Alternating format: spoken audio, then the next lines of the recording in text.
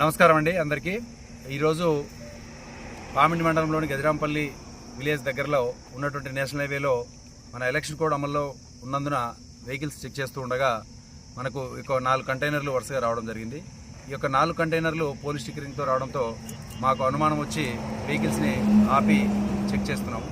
Check చేస్తున్న సందర్భంలో ఈ యొక్క ఒక్కొక్క వెహికల్లో 500 కోట్లు 4 వెహికల్స్ కలిపి సుమారుగా 2000 కోట్ల రూపాయలు అమౌంట్ని కేరళ కొచ్చి నుంచి హైదరాబాద్ తరలిస్తున్నట్టుగా మాకు ప్రాథమిక సమాచారం చేరింది.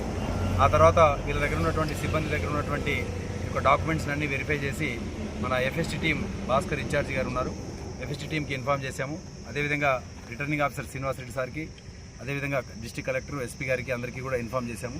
ఇన్ఫామ్ చేసిన తర్వాత ఇన్కమ్ ట్యాక్స్ డిపార్ట్మెంట్కి మోర్ దాన్ 10 lakhs ఉండడం వల్ల ఈ యొక్క అమౌంట్ని వాళ్ళ ద్వారా చెక్ చేయించి మనం పంపించాలనే ఉద్దేశంతో డిస్ట్రిక్ట్ ఇన్కమ్ ట్యాక్స్ డిపార్ట్మెంట్ వాళ్ళకి తెలియజేయడం జరిగింది.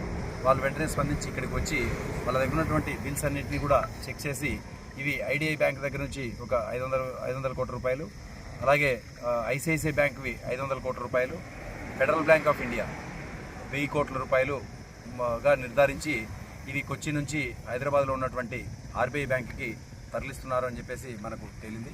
సో ఈ ఆఫ్టర్ వెరిఫికేషన్ తర్వాత మనం ప్రాపర్గా పేపర్లన్నీ బిల్స్ అన్నీ ఉండడం వల్ల వాటిని అన్నింటినీ కూడా ప్రాపర్గా ఎస్కార్ట్ తోటి తీసుకెళ్తున్నారనే ఉద్దేశంతో ఆఫీసర్లకు ఇన్ఫార్మ్ చేసి ఈ యొక్క అమౌంట్ని రిలీజ్ చేయడం జరిగింది.